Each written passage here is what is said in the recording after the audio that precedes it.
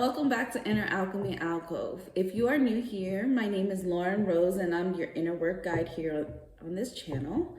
It's a pleasure to be here today to dive deeper into the initiation stage of the healing journey with you all. In the last video, I introduced each of the different stages and we discussed various factors and considerations you may want to reflect on as you embark on your journey. If you didn't watch it yet, I do invite you to go ahead and check it out. It will be linked below, as well as hopefully somewhere on this screen if I can figure out how to do so. Without further ado, let's get into the video.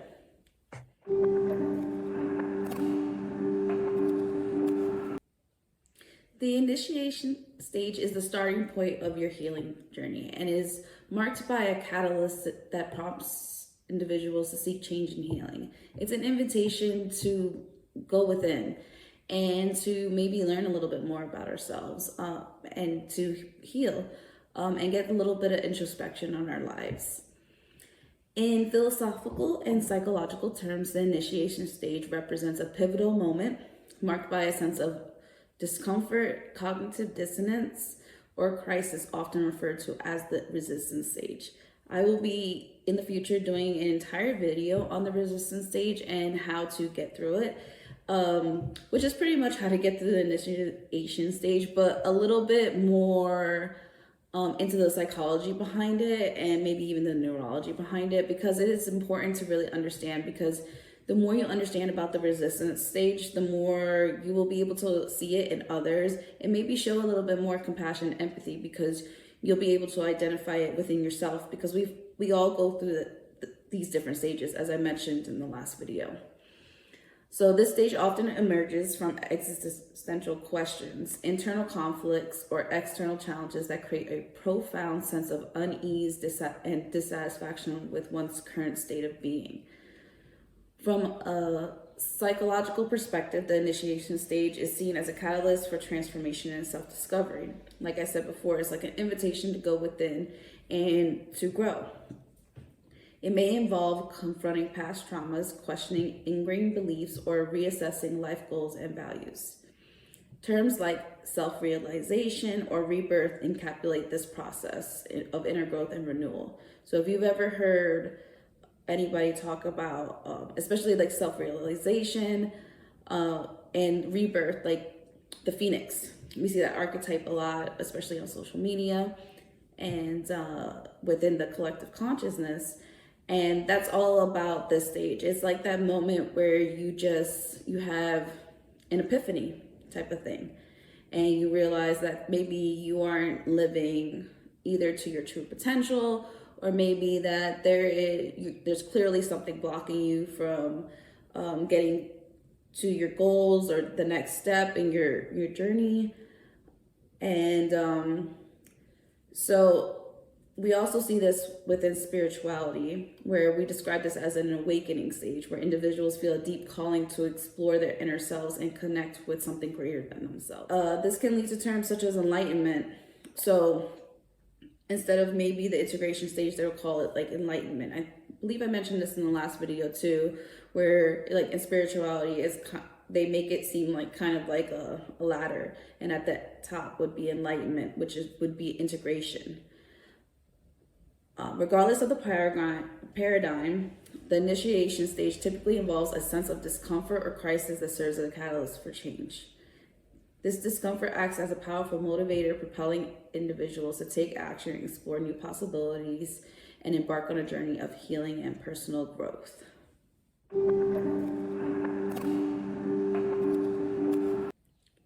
As I mentioned earlier, a spiritual awakening or healing journey is catalyzed by a significant event, such as loss of a loved one, employment, housing, serious illness, or even divorce, are all powerful triggers for initiating healing journey and an opportunity or an invitation to look within and to possibly grow from the experience, right?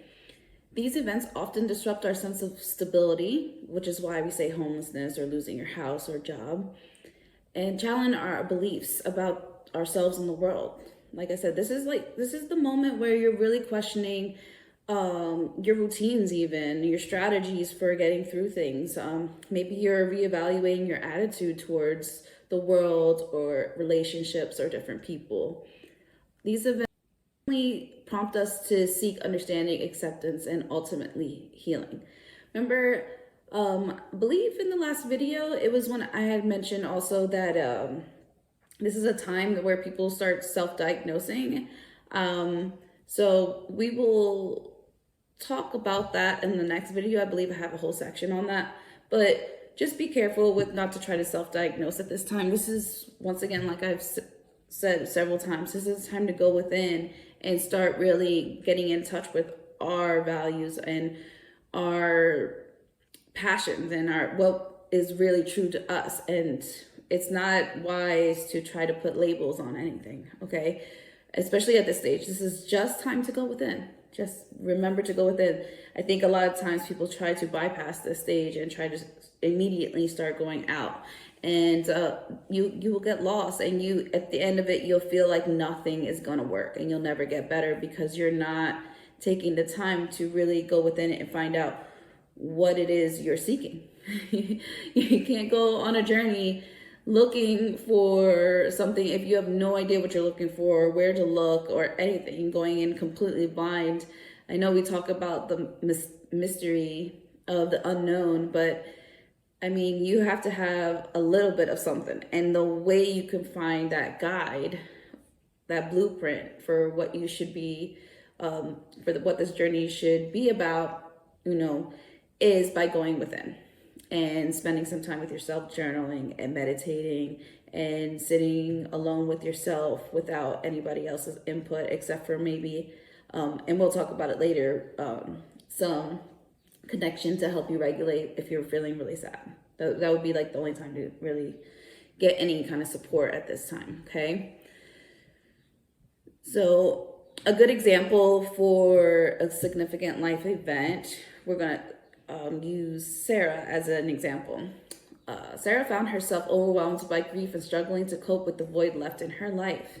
Despite the pain, she gradually realized that her grief was also an opportunity for introspection and healing. Inspired by her spouse's memory, she sought therapy to process her emotions and eventually found solace in connecting with others who had experienced similar loss. Do you see how she went within and realized that what she was missing was connection, right? And she was inspired to then connect with others and join groups with others that are grieving. And that's how she was able to heal and move on. Had she not gone within and really searched, she could have tried to fill that void with a bunch of other toxic coping mechanisms like drinking or falling into deep depression, which it's normal to feel those overwhelming waves of emotions at first when something, like we talked about, it's not a comfortable feeling when we get cast into initiation. It's not. It's like being thrown into the depths of hell, because it's like that whole analogy with the angels and everything. It's like now you need to sit down and think about what you've done and what you haven't done and reevaluate your life and your goals and your priorities, right? And that's not very comfortable all the time. And if you don't do that, you end up trying to fill that void with things that aren't good for you or will send you off the correct path that's meant for you. Another catalyst that can send us into a healing journey is traumatic experiences. Whether from childhood or adulthood, these experiences profoundly impact our emotional, psychological, and physical well-being. The aftermath of trauma may manifest as symptoms of anxiety, depression, or PTSD, compelling individuals to confront and process their pain in order to heal and move on with their lives. So a lot of times this will be like an overwhelming sense of bringing us back in like flashbacks almost, and we seem to continue to have something ruminate in our minds. Like maybe it's a breakup and you're just ruminating and you can't get out of this loop of what did I do wrong? What did I do wrong? How can I have fixed it? And you just can't seem to let go of what went wrong. You're stuck in a loop. This is usually stems from trauma and past experiences. And if you don't get down to the root of what is truly, you're being truly called to work on and to heal, you will continue to ruminate and go in loops on that specific event emotionally. And then there's the physiological portion of that, where we also have to release it through our bodies, crying and releasing the tension that has built up in our bodies from not addressing the issue. So an example that we can use here is Alex. Alex had endured years of childhood abuse, resulting in deep-seated emotional wounds that affected his relationships and self-esteem.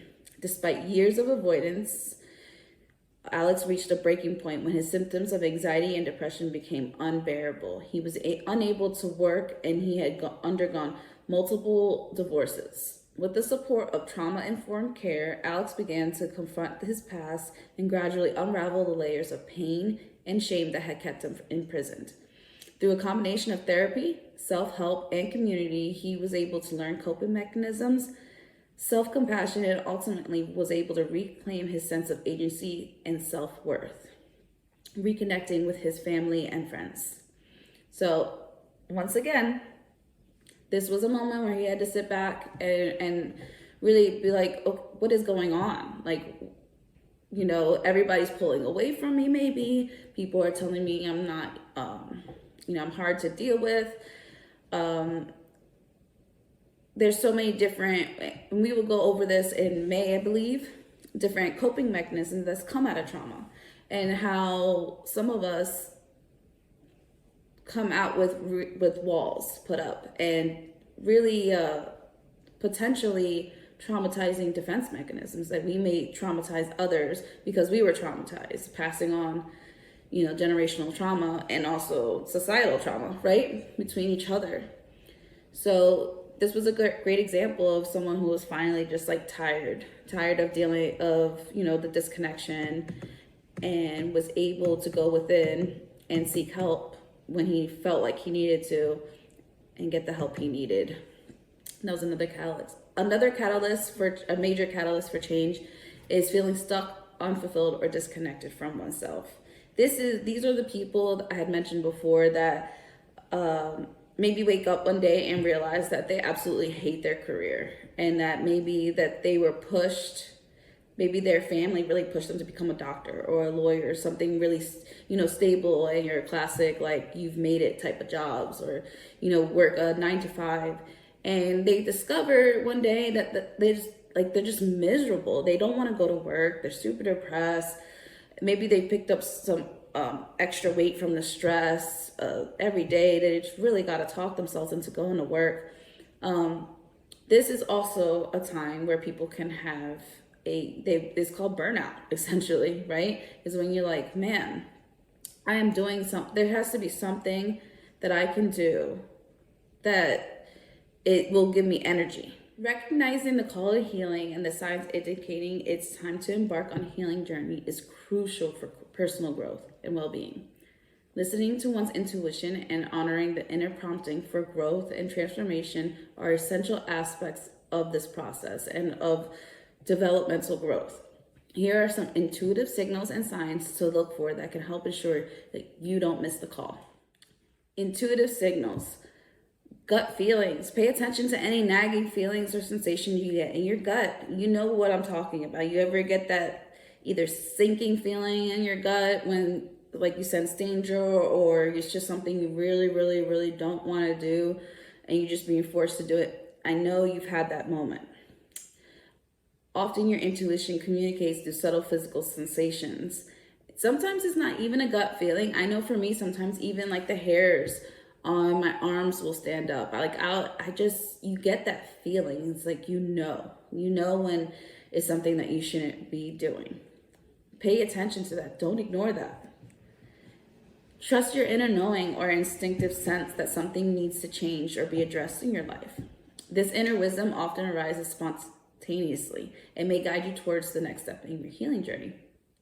Emotional responses. Notice any reoccurring emotions or patterns in your life, such as persistent sadness, anxiety, or frustration around certain triggers or events. These emotions can serve as signals from your subconscious that are unresolved issues requiring attention and healing. This is a big one too. A lot of times we try to repress our emotions because we don't understand that the messages that they're trying to send us. So, and especially our society conditions us to ignore our emotions. We're so quick to try to stop someone from crying or to feeling anger, right? We shame people for feeling anger and for expressing it. So when we do that, then we miss the signals. We meant, like, if something is like every day we're going to work and we're realizing that it's making us super uncomfortable emotionally, that's not something to push through. Eventually that's going to lead to a burnout, honestly, because your intuition is telling you, your nervous system is telling you, you are very unhappy and we need to do something about it. We need to fight, flight, and if you don't do either of those, we're going to freeze.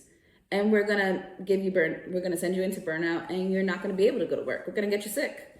So it's important to notice any recurring emotions that arise as different stimulus come into your life with different variables. And consider what those messages may be trying to tell you. Here are some signs that you may need healing.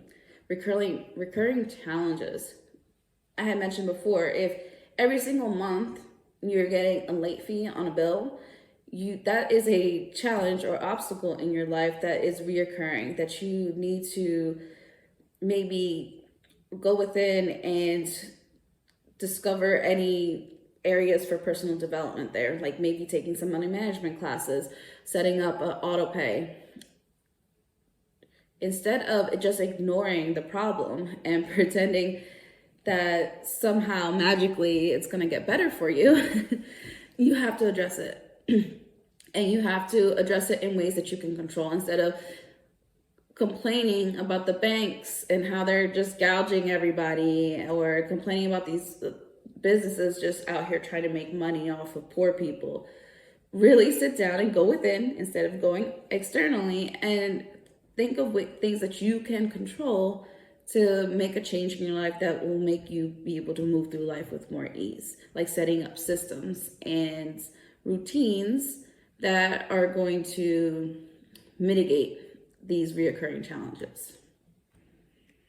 Another sign that you may need, you may be getting the call to heal, is loss of passion or purpose. If you're at that point where you're just like over life and you're feeling really apathetic and just have no motivation to get up every day or to set any goals or to lose weight, if you're over, if you're in an unhealthy range, or to, you should be eating better, cutting out all the donuts, but you just have no motivation to do so because you don't see the point, that is another sign that there's something underneath that.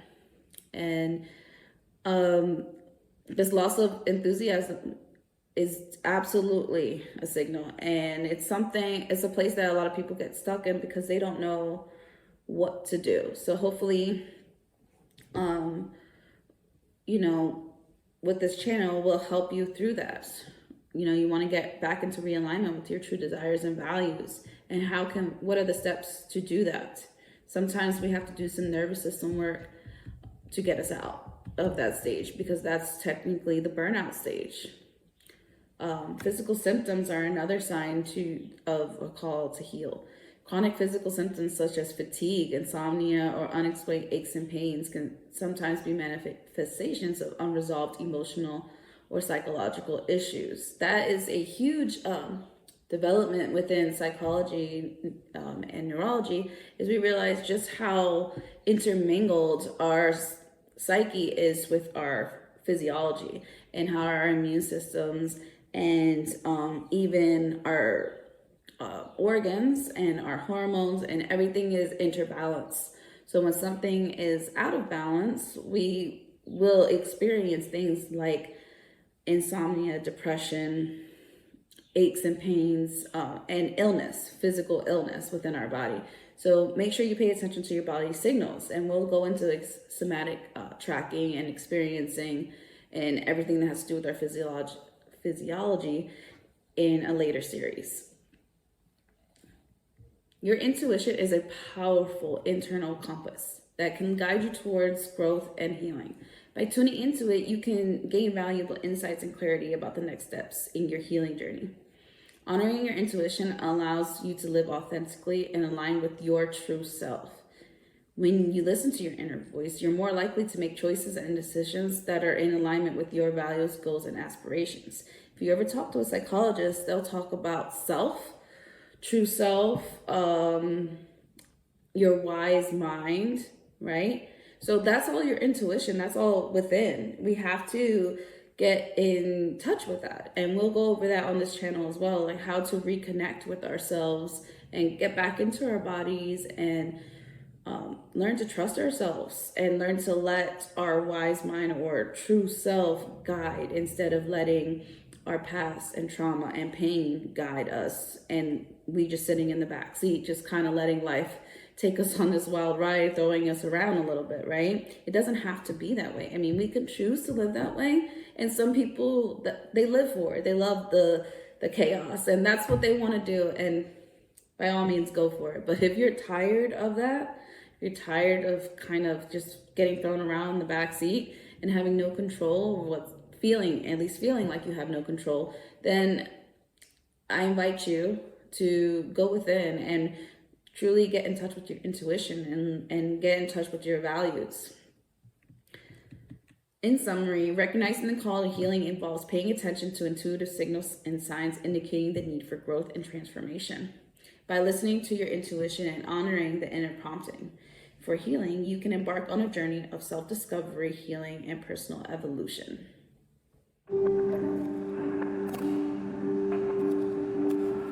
In this section, we will explore strategies for navigating the initiation stage with resilience, including seeking support from trusted individuals, embracing self-care practices, and remaining open to opportunities for growth and transformation that may arise from the catalytic experiences. By implementing these strategies, individuals can navigate challenges of the initiation stage with grace and emerge stronger, more empowered, and aligned with their true selves. The first strategy I have for getting through the initiation stage would be to reach out to trusted friends, family members, or professionals such as therapists or counselors for emotional support and guidance. This is not the time to ask your friends for advice on what you should do next. The only person you should be asking for advice at this stage is a professional. If you're going to reach out to your friends and family at this stage, what I would recommend is literally just for emotional support. And what this looks like is coming over and making sure that you're okay. Ask them, hey, I'm really not feeling well. You want to come over and watch some movies with me? Having someone else in the room with you to witness your pain, maybe let you cry into their shoulder and give you a hug, go for a walk with you. It will help to bring your nervous system back into safety. It'll take you out of freeze. It'll help bring you out of freeze so that you'll feel better, so that you can start getting back into fight or flight. And with fight or flight, you can use that energy to propel you into the next stage. Fight or flight is not always a bad thing. Some people seem to think that they need to stay in this regulated state of like Zen all the time. Being activated is how we get stuff done. So being a little activated is what will help you get the energy to move on and maybe start implementing these routines into your life that is going to help you mitigate reoccurring issues, or also to maybe get your health in check, because maybe it's just you're having issues with your hormones, getting your adrenals in check. All of these things, everything in life requires energy, and the only way you can get that energy is by kind of dropping out of the Zen state. So it's important to not demonize the fight or flight part of our autonomic nervous system. If you do not have someone that you can reach out to, maybe everybody's pretty far away, the next best thing would be to join support groups online. We have our free Facebook community that's there that you can sometimes just looking at the memes and being validated in your feelings, reaching out if it gets to the point you need someone to talk to, maybe you can reach out to the group and someone can, there's usually always somebody that responds when someone reaches out. So there's that. There's also, you can physically go to locations and join support groups. And that way, depending on what's going on with you, if it's a group, they have grief counseling, support groups, drug and alcohol recovery groups, addiction, other addictions. So there's so many different resources out there, but you have to be willing to do it. And I know it's hard. At first, it's so hard to pick yourself up off the couch or do anything. Take some time in that place. It's important to feel it. The only way to get through it is through it, okay? You can't try to bypass it. You have to move through the process, and feeling your feelings and grieving who you were or your past is part of that process. It's something that you've been avoiding, and now you've gotten to the point that you can't avoid it any longer, right? So the next step would be explore self-care practices. The best way to get yourself out of freeze is to move, like I said before. So freeze is all the way down here, and we want to get ourselves into fight or flight. So in order to do that is mindful movement. So I'm not saying go hit the gym. Don't think that you're going to go from the couch like a potato and running a marathon. I mean, some people try to do that. It's just not sustainable. If you take it step by step, I would highly recommend doing some really slow movements to help you get back into your body. So this would be yoga, Tai Chi, maybe some interpretive dance if you're into that. Doing any kind of movement that's going to be very slow and methodical and requires your concentration on a specific body part or muscle group is how we train ourselves to get back into our bodies and not live in our heads and ruminate and create panic. Okay. Also, other self-care activities such as skincare. Giving yourself a little massage as you're applying your lotion or your oil helps to not only move liquids through your lymphatic system, but it also helps to feel nurtured and to feel like you matter. And taking a shower helps you clear out the energy and the fog and helps you to get moving again. It's little things like that. Eating something healthy for you just because you know it's good for you. Just start little baby steps of taking care of yourself. The next strategy I would have for you would be open to growth and transformation. For some people, it's really, really hard for them to be open to new experiences, and I get it. And this is why I said to reach out for support. Maybe you know that you need to join this mindfulness and meditation workshop, but and you're just afraid to go by yourself because it's something new and change is really scary for you. So this is a time where you can invite a friend or a family member, someone you trust with you. If it's something that is just really, really overwhelming to even think about doing by yourself. So embrace the discomfort and the uncertainty. I can tell you that all I want, but at the end of the day, you have to be the one to do it. And there's no one else that can talk you through it or explain to you how you embrace discomfort. You just kind of have to do it. For me, I just don't think about it.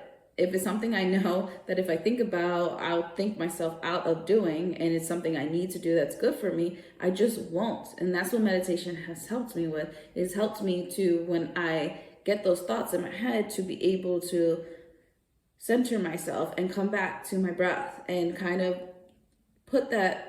let that thought come in and pass. There's a very good meditation. I think it's a Buddhist meditation, and that's what it is. It's to imagine the thoughts as clouds, as just passing by through the air, through the sky. I mean, that's the perfect way to think about these thoughts that come up. It hasn't happened yet. Don't worry about it. Let's take it one step at a time. Mindfulness and self-reflection, so a lot of journaling and practicing meditation and how to regulate your nervous system is really good at this time. That would be a great step, self-improvement thing that you can do at home. Additional things that I would want you to consider at this stage is set realistic expectations for yourself on this journey. Understand that it involves setbacks, detours, and moments where you'll be super frustrated and you'll be mad that you even decided to take this journey. Whenever you're learning new skills, it's hard. Nobody comes out the womb and can build a house. You have to learn. Everybody has to start somewhere, and we have to learn and practice. And so understand this and try not to set like, oh, I'm going to be doing like crazy yoga handstands by the end of the month, or I'm gonna lose 30 pounds in like 2 months. Don't do that. Don't do that to yourself. You're setting yourself up for disappointment. Set realistic expectations. Understand that the people that you're following or taking advice from have most likely been doing this for a really, really long time, and they will make it look really, really easy. It's not as easy as it looks. Allow yourself to grieve and process any losses, as I said earlier. Don't try to avoid feeling. This is really important for your healing process. You have to let it out. And if sometimes that looks like crying, sometimes that means punching a pillow, whatever you need to do to let your feelings out and express yourself and validate yourself in this moment, do it. And stay open to the possibility of unexpected blessings and insights and new people that may be drawn into you during this time of your journey. What I have found is most people on a healing journey at different stages will start almost like attracting. You'll feel like a magnet. You start attracting either people who have already been through the process that you were just in that can help guide you on along your journey, or people that are at the beginning or exactly where you are. We tend to vibrate at the same frequency, right? We hear that term used a lot, and it's true. We vibrate and attract like frequencies. So be open to the possibility of new people coming into your life, because you never know what kind of insights or wisdom that they can give you. Maybe there's something that you haven't considered, some kind of therapy or support resource. You never know what that person can bring to the table. So we have to be willing to give them a chance and listen to them and trust the healing process and trust the inherent wisdom that's within every single one of us. Navigating the initiation stage effectively requires courage, self-compassion, and a willingness to embrace the unknown, remembering that facing discomfort and uncertainty is an essential part of the process. Leading us to greater resilience ultimately leads you to emerging out stronger, wiser, and more aligned with your true self. Trusting your inner wisdom and intuition and navigate you on this journey. Seek support from your trusted friends, family, or professionals, and prioritize self-care practices that nurture your well-being. Stay open to the opportunities for growth and transformation that may arise from the challenges that you're going through. Like I said, it's not like you only have one moment, catalytic moment, and then everything else from there is smooth sailing. There's going to be times where you want to give up and you're tired of the self-development journey. This is very normal, but push through it is what I'm trying to say. Push through it, because on the other side, there is light on the other side. Embrace the journey with an open heart and willingness to explore the depths of your being. You are stronger and more resilient than you realize, and this initiation stage is but a stepping stone towards a more fulfilling and authentic life. With courage and openness, you will emerge from this stage with newfound clarity, strength, and a deeper sense of self.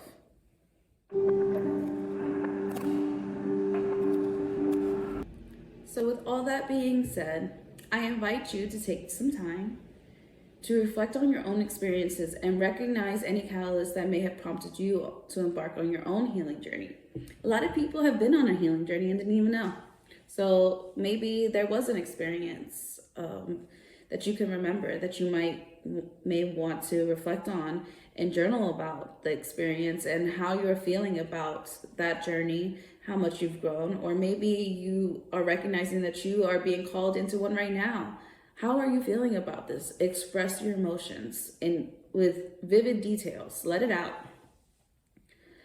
Start to really pinpoint maybe where you want to focus. What is this calling you to work on? Is it calling you to work on connecting more with others? Is it calling you to focus on time management? Is it calling you to focus on your health? Is it calling you to focus on your career? We're all on different parts of our journey. There is no right starting point. You start wherever you need to start at any given time. Take some time this week, maybe, or maybe this month, to start really getting down deep into what it is that you would like to embark on. Because in the month of June, I believe, yes, in the month of June, we will be going over the Empowerment Blueprint, which is my workbook that I have for setting goals and actually getting this journey started, right? So we're going to give us 2 months to kind of go over the foundational information, and then we'll get this thing going. If you are interested in learning more, please feel free to subscribe to the channel and hit the notification bell so you don't miss out on the next video, where we will be diving into the exploration stage and learning a little bit more about that part of the healing journey. We will discuss strategies for exploring our inner landscapes, confronting limiting beliefs, and cultivating self-awareness and acceptance. Thank you so much for watching, and I hope you have a beautiful and blessed day.